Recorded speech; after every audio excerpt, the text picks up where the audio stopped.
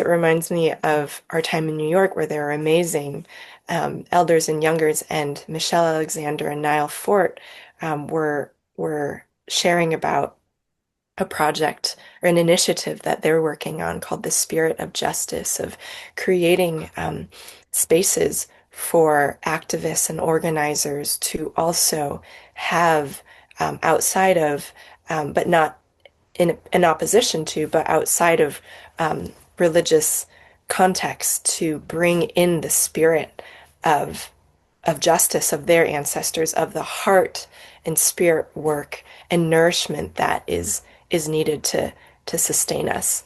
Um, and Yeah. one thing you mentioned about this work taking time, I'm really curious to hear how you grapple with that.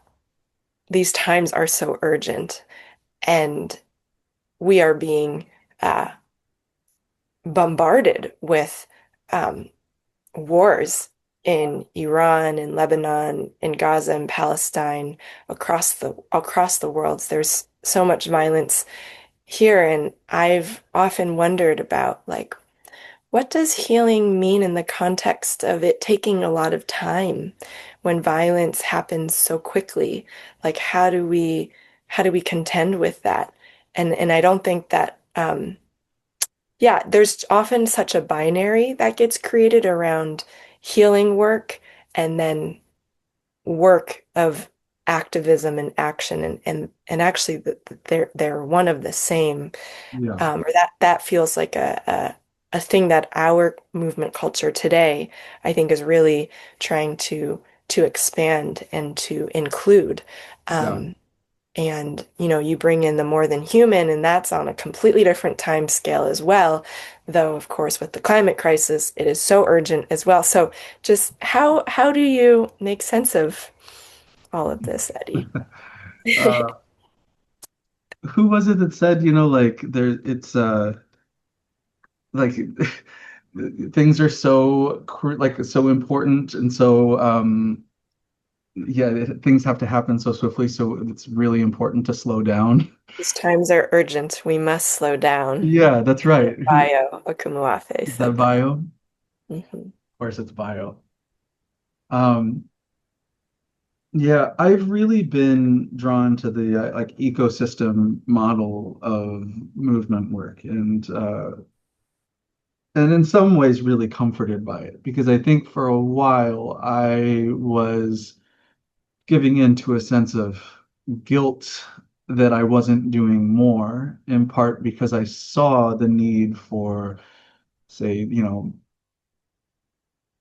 direct action in a variety of different ways. And I was like, why am I here and not there? Why am I doing this and not that? And the idea that there are multiple roles to play within the work that is ahead and the work of this moment amidst the urgency, A is good to know because it helps me know then that there's no one way to do it and that there's multiple ways that I can enter into this work and moving towards the futures that we're trying to make real.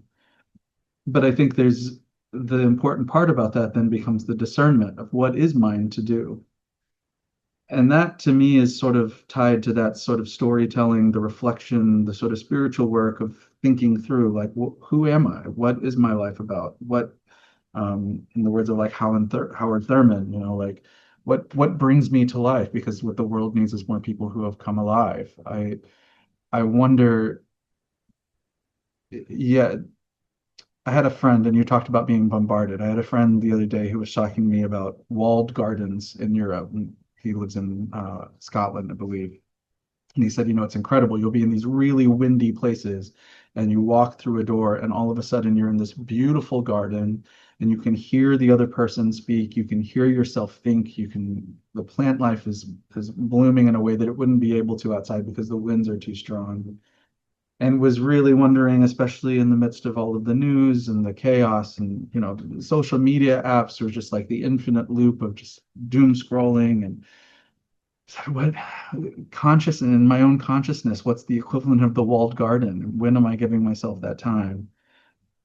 And in terms of the urgency, it feels like what it feels urgent that we do the work of discerning what is ours to do and making time to reevaluate, like, is this mine to do? Is this, where am I supposed to be?